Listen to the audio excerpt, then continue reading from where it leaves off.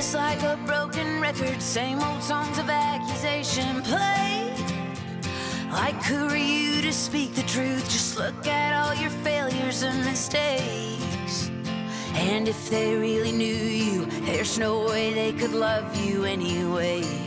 Oh, but I will fight the lies with the truth. Hello, and welcome to the Send Help Podcast, a podcast and a lifeline for moms who are stuck in the trenches of mommyhood, bringing them encouragement through Jesus, laughter, and sisterhood. Sisterhood. Hey, guys. What's up? Christy and I are coming to you again, finally. Sorry about last week. But in this last week, you now have a 4-year-old. I now have a 4-year-old. Oh, man, that's crazy. All of her like birth photos popped up on my Time Hop, and I was just like, oh my gosh, look at my baby. If I had known that my future best friend was being born and I was taking pictures of her, oh my goodness. I know. It's crazy. Well, and like pictures of us, taking her home from the hospital and showing her room and all of that stuff. Because at that point they had separate rooms. Mm-hmm. Now they're forced to love each other. But, and I noticed the difference between I made Avery's room so frilly and girly. Yeah. And I made Annabelle's room not that way at all. You were tired. It was still well, but I mean the colors that I chose. Yeah. I still made the curtains and the little ruffle bed skirt to hang down because the mattress is all the way at the top and I don't want everything underneath being shown. And I still did the crib skirt and all of those, but the colors and just the theme of the room that I chose for her was completely different. And it's crazy because their personalities are completely different. I know. Looking at the picture, because I forget about that room a lot because you don't live in that house anymore. We don't live in that house anymore. So we weren't there for very long. I moved with a 3-month-old, y'all. It was dumb. But it very much fit her personality. Yeah. Which is weird. How did I know that? I didn't. She was so precious. We had a little drive-by party for her. She loved it. Did she really? I'm so glad. I'm so glad. She did. She would get so excited every single time. Josh had a very hard time. Staying in the car. Yeah, y'all, I feel like our kids are just voicing what we're all feeling. He just doesn't understand. He is so mad. We had to pull over right past your house because he didn't want to get back in the car seat. He was like, no, I want to go in. This is ridiculous. I mean, he was just he was so mad. He was like, everybody thinks I'm sick. And I'm like, this isn't because you're sick, buddy. No. This is because we need to keep everyone safe. Yeah. It was this is not about you. And he was like, well, I just don't understand. We never get to go anywhere. He was just so upset. And I was like, he told me to turn the music on and he didn't want to talk to me. He was like, I don't want to hear you talk. I was like, wow. But that is where he has been. His little heart has just been hurting. Yeah. And he was like, I can't believe that we went to Annabelle and Avery's house, but then we don't get to go in? I didn't even get to get out? I was like, I told you that this is what was going to happen. They didn't even know I was Harry Potter. They didn't even know. Yes, we did. He even had a lightning bolt. He had his wand and his Yeah, which I didn't tell Tim about, and he didn't see it until later when they took my mom out for gelato, and he was standing there looking at him at the counter, and he was like, what is that on your forehead? And Josh was like, I'm Harry Potter. Anyway. I love that. Yeah. So I apologize that we didn't record last week. That was on me. It's been a crappy 2 weeks. It's just been rough. And it's been rough. I don't know how I did it, y'all. I mean, I do. We figured out how I did it. But even my doctor's office laughed. The front desk ladies laughed. the nurse laughed, and then as she was telling me that she was going to go talk to the doctor and get back to me, I was like, well, tell him to sit down first so he doesn't fall over laughing. And she was like, oh, I am going to. Oh, like, wow, thank you. I was in quarantine again because I had to get tested again for COVID because we were directly exposed. I'm clear, so don't worry, everyone. I'm negative. Anyway, so I've been locked inside of my apartment for the last now almost 3 weeks. Yeah. Yeah. And I got poison ivy in my eye from inside my apartment. Like, I've not even gone outside to take the dog out. It's insane. And Tim evidently had brushed up against some while he was working, and I washed his work clothes and touched my eye, and lo and behold, got poison ivy up inside my eyelid. And it has been rough. It has not been fun. And it's still there. And I can't drive. I can't see. There's a stretching going on. And let me explain what I mean by that. I feel like, you know how when you pull a rubber band back and you're getting to the point where you know it's really tight and you don't think it's going to go anywhere else. Right. And you're like, this thing is about to pop on me and it is going to hurt. I do that a lot when I'm putting my hair up in my mom bun. Yeah. Because my rubber bands are so stretched to the edge. And Yeah. I'm like, this is about to pop on my hand. Yeah. I'm about to get slapped on my hand by my rubber band trying to pull my hair up. And if it doesn't pop, then what it does is it gets stretchier and stretchier and stretchier, yes, and it's able to go over. So you find that one, and then you don't want to start over with a new one because that one fits around your bun perfectly. Yeah. But that is where, I know that's where I am right now. The Lord is showing me that he is stretching me. Now, I am choosing to believe in this stretch that it's like a rubber band and he's about to launch me. Right? So you're being pulled and you think it's going to break, but then you release it and it makes it go even further. Right? Yeah. That is what I am choosing to believe. And it is not an easy place to be. You're getting ready for a launch. I am praying that that's what's about to happen, because if it doesn't, I don't know where I'm going to be.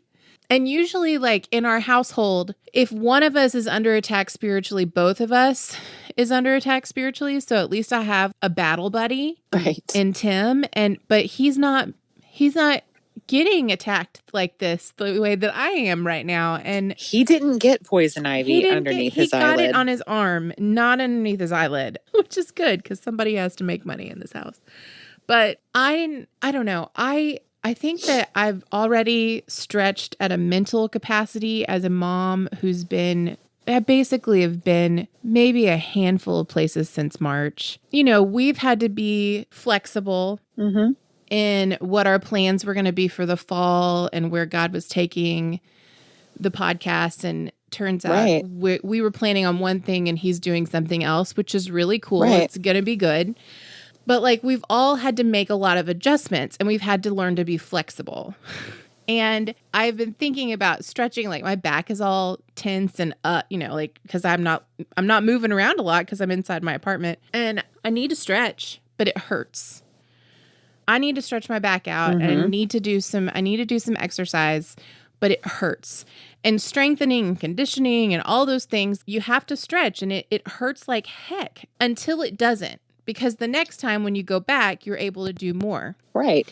You know, sometimes you just got to like roll it out with one of those nifty foam roller things or like apply heat. I don't have a foam roller. I definitely don't have a foam roller spiritually. I don't know. You have a Bible. I do have a Bible, but it doesn't.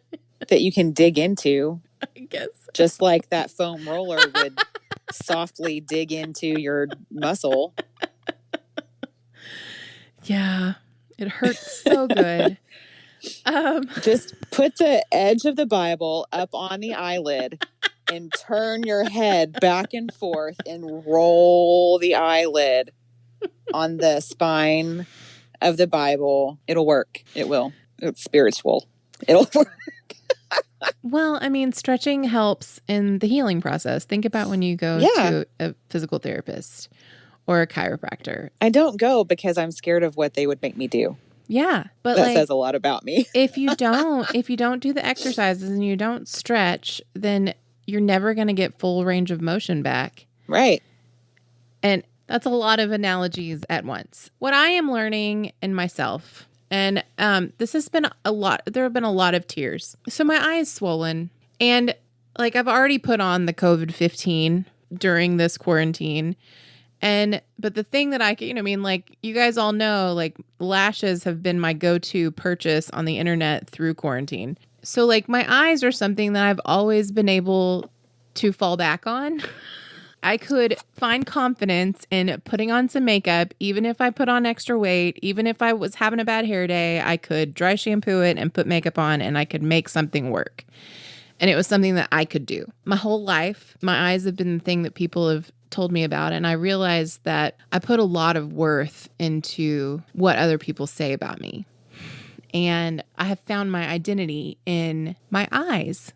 It sounds so shallow when I say it out loud, but when you're told your whole life that, like, you know, there's all of this that's wrong with you, but this is the one thing that you have going for you by multiple people in your life, that's the thing that people always complimented me on, are my eyes. Well, right now, I've got one. I mean, it's so bad. And it's been a week. And I was already feeling self-conscious about weight gain and, you know, just about stuff in general. That, like, being able to throw on some mascara, I can make myself feel better. And that is being stripped away right now. And there's a lot that's just been stripped away. And I feel like the Lord is showing me the places that I've held on to and then I've found confidence in and then I've found solace in, like the thing, my fallback, like my comfort zone. Like this is what I can depend on. And in my own strength, I could put some makeup on and feel good about myself and get some compliments because somebody will say something about my eye makeup. Or, you know, that would be a way to make myself feel good. And in all of this, I don't have that fallback. And as women, there are go-to things that we do to make ourselves feel better or make ourselves feel better about ourselves. You know, like, and it's mostly on our appearance. Like, I don't know, maybe you're not that shallow. I am. I shaved my legs. I even shaved my legs the other day. Because I was like, there's nothing left. But I don't even want to be seen by anyone right now. Because it's so noticeable. And it's like, oh, wow. The Lord is just, he's stripping me bare right now. And what it is doing is he's like, well, am I your source of confidence? Am I your source or are you your source? Right. Is beauty your source? And I've really had to ask myself, and I honestly don't know really what the answer is. I know what the answer is supposed to be, but I don't know that I can say in full confidence right now that if my eye stays like this forever, that I'm going to be okay. And I laugh because that's really uncomfortable to admit, but I also laugh because I know that I will be okay and God will do something good because I'm trusting that in this stretching, I'm not going to break. I'm trusting that he's got me and that he really and truly is going to launch me into a new level of wholeness. Right. And to where I am more able and I have more capacity for the next thing that he's got. Right. So I was listening to a sermon last Sunday about stretching and it all kind of clicked for me. And they were talking about the man with the crippled hand in Mark 3. I don't know if you guys are familiar with the story, but it's on a Sabbath. It's a crowd of people. Everybody's like looking at Jesus. Is he going to heal somebody on the Sabbath? He always healed on the Sabbath. Well, probably not, but it seems that way. It seems like it's always the precursors. It was a Sabbath. And they were watching to see if he was going to heal someone. Yeah. So, like, someone just followed him around and took notes on every Sabbath. Well, I mean, the disciples did. Well, I mean like synagogue. The Pharisees. Yeah, I know. The Pharisees followed him around and they took notes on the Sabbath and then went back to their buddies and were like, see, I told you he'd do it. Okay, yeah, so it's not important. Here we are. I'm going to set the scene. I'm just going to read the scripture. Then Jesus left them and went again into the synagogue, where he encountered a man who had an atrophied and paralyzed hand. Everyone was watching Jesus closely to see if he'd heal the man on the Sabbath, giving them a reason to accuse him of breaking the Sabbath rules. Jesus said to the man, okay, so here's the thing. I mean, this guy in the Bible is called the man with the paralyzed hand or the man with the crippled hand. Right. He didn't get a name. That is his identity. His identity is what's wrong with him. His identity is his brokenness. And that speaks a lot to me right now. I just feel like there's something to that. Because afterwards, I mean, God clearly changes his identity by healing him. I think that there's something really beautiful in that. Anyway, okay. I'm going to keep going. So he calls the dude out, right? He says, come here and stand in the middle of the room, in the middle of this crowd. Like, personally, I like getting prayer when the lights are low and I can go off to the side and nobody's looking at me. Yeah. And everything is fine. And it's not, the light is not being shown on all of the things. Right. All of the things that are wrong. But Jesus is like, come stand here in the middle of the room. Then he turned to all those gathered there and said, which is it? Is it against the law to do evil on the Sabbath or to do good, to destroy life or to save one? But no one answered him a word. So now Jesus is talking to the crowd.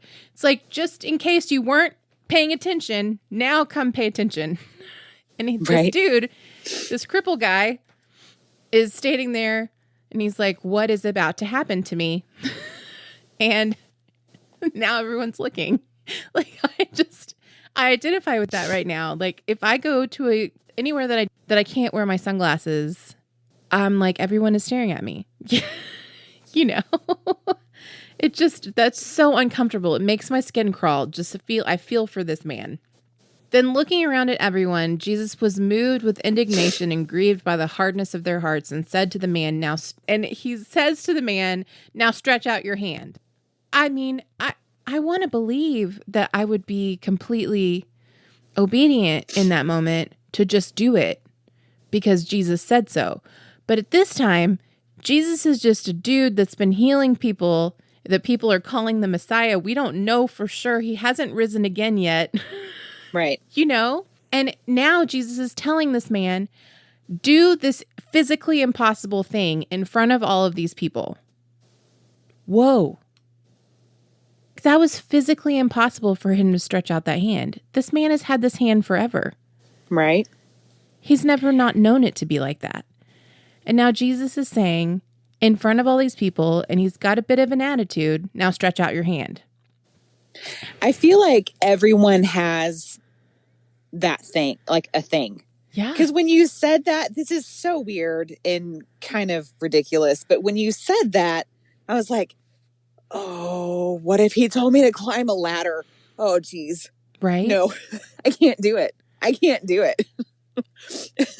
Like, it would be terrifying. I'm like, no, there's no way. I could get about 3 rungs up and then, Jesus, you're going to have to like fly up here and carry me the rest of the way because there's no way my foot is going to make me climb higher than like the second rung of the ladder. Like, to me, that would be that, you know, it's not actually physically impossible, but it is. Yeah. I would be so paralyzed with fear and anxiety that I would not, like, I can't climb ladders. For anyone who didn't know that, I can't climb ladders. So I'm just wondering, like, I'm not wondering, I'm thinking everyone's got to have that thing, that impossible thing of stretch out your hand. Well, don't you know? Yeah. Jesus, don't you know? Well, yes, he does know. And he's still telling the guy to open his hand, because as soon as he does, the guy will realize that he's been healed. Right. So here's a moment of obedience that he has a choice. He has a choice to say no. He doesn't know that he's going to be healed. He doesn't know that it's going to work. He doesn't have a guarantee. He's choosing to trust and be obedient. And so then he stretches out his hand, and his hand is healed and it's whole and he's able to do it. Right. But he had to, I think about anxiety. I think about in front of a crowd. I think about all of those things that would go racing through my mind as I would be sweating profusely and looking at him like, don't you know that I can't do that? Right. And here's the thing is God knows that you can. He would not ask you to do it if he didn't know that you could. Exactly. If he was not going to give you the empowerment from himself to do it. Yeah. The same power that conquered the grave lives in me. Therefore, that power is going to allow me to do whatever that thing is that he's telling me to do that I am too petrified to say yes to. Yeah. He would never tell you to do something that was impossible if he wasn't going to make it possible. Right. Man, it helps us do things in a way, in a new way. So that's not something that he would have done ever by himself. By stepping in obedience and allowing the stretch, he's showing us that there's a new way to do things. He's calling us into healing and wholeness in the stretching. Mm-hmm. Because, like, now the guy, he's no longer the man with the crippled hand. So now he has a name that we still don't know. Right. So, as he stretched out his hand, it was instantly healed. After this happened, the Pharisees left abruptly, began to plot against their friends, all the da-da-da-da-da.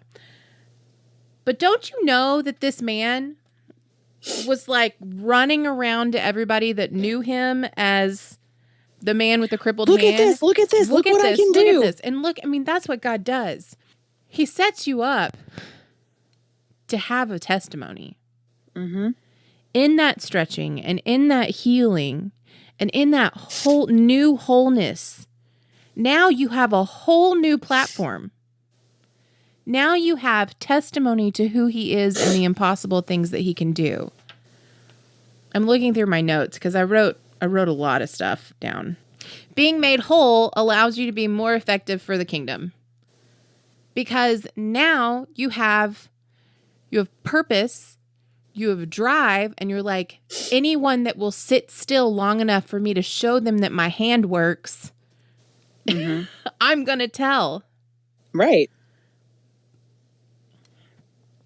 I would probably never close the hand again. Well, no, I would. I'd be like, close, open, close, open. So when you feel like you can't take anymore, you guys, just trust. Trust that the Lord knows what he's doing, and he knows what's impossible and what's possible. And it's beyond your understanding. And that's the greatness of God. Right. Is that he knows things that we don't. It would be very boring if he knew only the things that we knew. Oh. When you said that you wanted to talk about stretching, mm-hmm. I was like, okay. And even when we sat down tonight and you asked me, like, so what have you got? Nothing. when I think of stretching, and here's when I think of stretching, I think of two things. I think of pregnancy, and I think of wineskins. Those are the things that's stretching. One, because you're literally stretching. My belly all 3 times felt like there is no possible way that this thing can grow anymore. Yeah. My belly got so huge.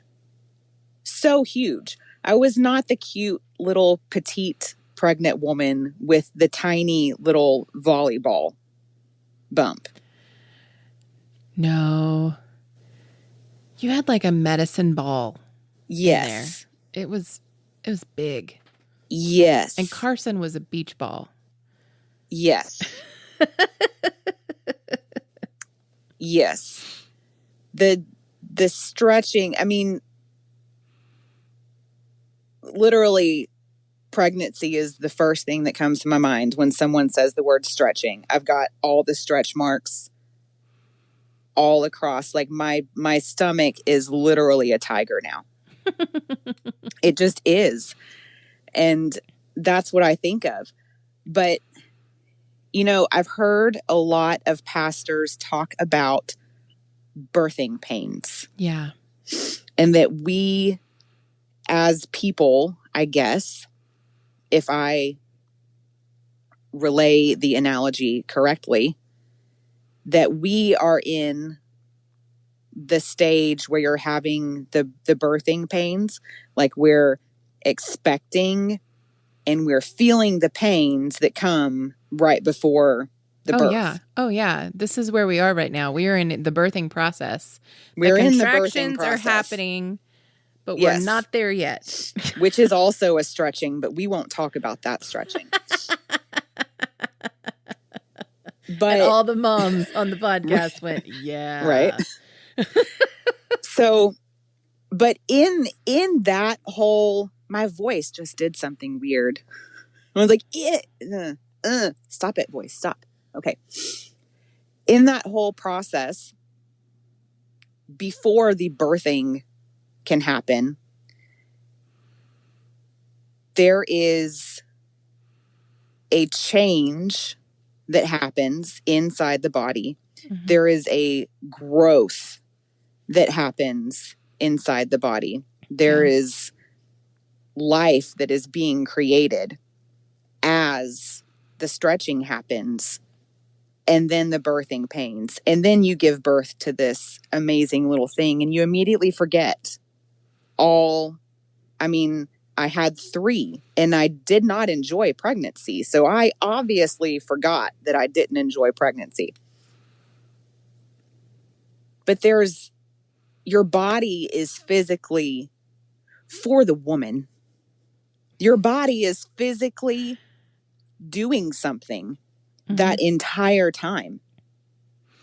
Oh, yeah. There's not only a stretch, but there's a pushing up of all of your organs.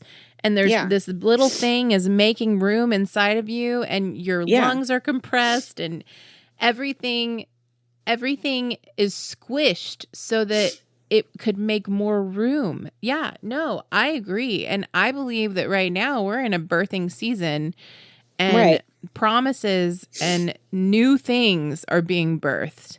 But I'm saying, like, your body is physically doing. Yeah. Like, your body never stops.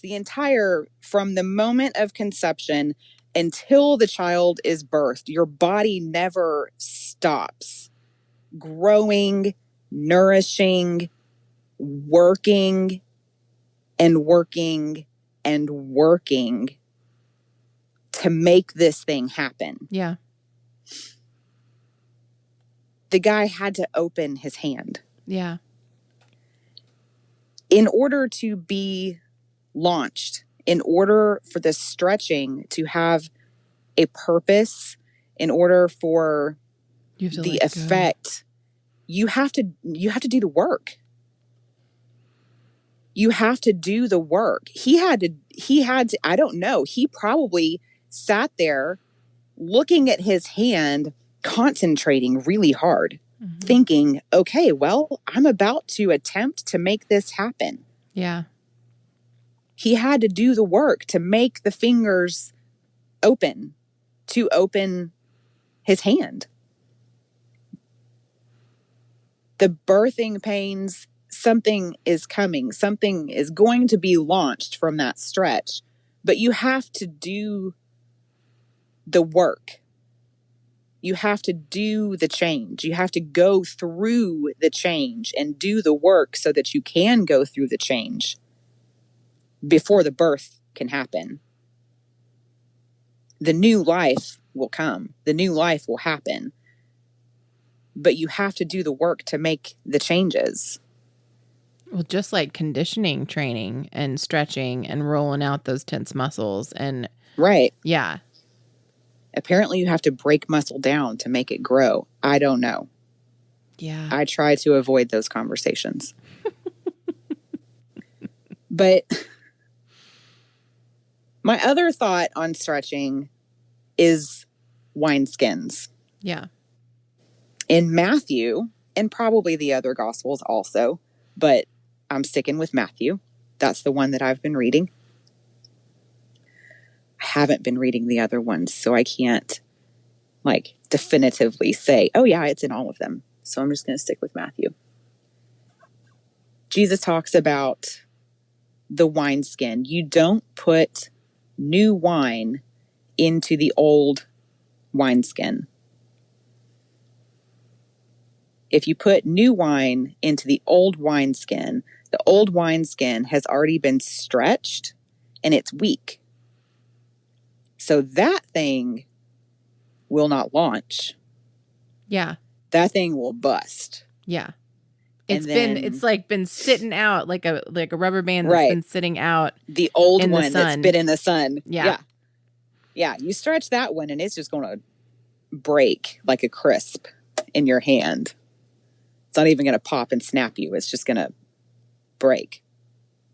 An old wineskin, when you put new wine in it, will bust. Because as the new wine begins to do its thing, I don't choose to pay attention to that either. So I don't know the process. But as the new wine does what new wine does, it will burst the old wineskin. Mm-hmm. And what I get out of that, it's not a parable. I'm going to say that Jesus likes to use analogies also, and not just parables. Metaphors. Yes. He used metaphors. If he is doing a change in you, that new wine is fermenting. It's going through a change. It's going through a chemical change. We're going to go through a spiritual one. I understand those better than chemical ones, just so we're all clear. If he is doing the change in you, if you're doing the work, if you are making the changes, if you are growing and stretching, he's going to give you a new wineskin. Yeah. For that new wine that he is creating in you to go into. Yes. He is the healer. He is the redeemer. He makes everything perfect in his time. Right? Like that is who he is. Yeah. If he is doing that change in us, we know we have the promise that as he is making new wine, he's also giving us a new wineskin. Yes. I'm here for it. I am ready, Lord. What was going through my head while you were talking was when you were talking about how it takes a physical toll, like you have to physically do the work. Mm-hmm. My question to the Lord was, because I saw a rubber band being pulled back, but then it being released. Mm-hmm. And I know that God is doing the releasing, but is there something that I need to let go of? Right. In order to be released. Maybe you are one end of a rubber band. Yeah. And and he's pulling it back, but you're on that end holding on to something so that when he's trying to let it go to launch it, it's not going to launch because you're holding on to something. Oh, absolutely. I'm totally tracking with that. And that's my question right now to the Lord is like, what is the obedient step that I need to take in this? Right. Because you've brought me the man with the crippled hand. He had to do something. He had to stretch out the hand. He had to be obedient and take a step in obedience. First, he stepped out into the middle of the room, and then he stretched out his hand. So I've stepped out into the middle of the room, and now I'm like, all right, Lord, what's the next step? What is the next thing that I need to do in order to be whole and healed? Because really at this moment I'm looking at healing, but I also want the rest of it. I want to be projected. I want to be released into the next place that he has for us. So the question is, will you endure the stretching? That stretching, do you know your source? Are you in obedience that's going to bring healing and wholeness? Can you endure the tension? There is a release coming and there is a purpose for it. I'm believing that there's a purpose for it. I believe that there's a release coming. I'm trying to endure the tension. I want to be obedient in whatever it is that he's asking me to do so that I can be healed and whole. And physically, but also in my heart. Like if I needed to like get on the right track with this and let go of any extra things that I'm holding on to that I find confidence in, that is anything that is apart from the Lord, I want it. Like I want to let it go. Just let it go. I'm not going to sing it. I know. It's so hard. It's so hard not to sing the song. Who ultimately stretched out for us? Right. Right. And through his stretching out on the cross, we were made whole. We were healed. We were reconciled. There was a purpose for it. There was a launching of a new life for all of us. Right. There was a point. Like it, dude. Right? Right. I mean, absolutely.